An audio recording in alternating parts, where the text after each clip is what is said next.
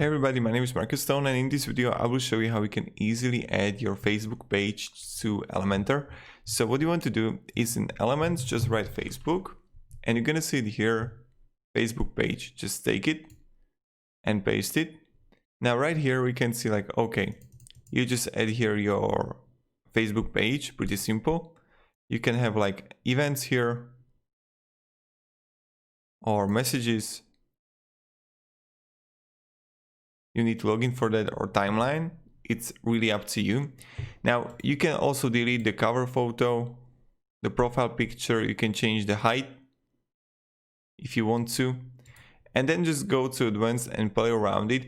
But if you want to center it to middle, it's really simple. Just click here, create a column, and then in your sections just transfer the Facebook page to the middle one.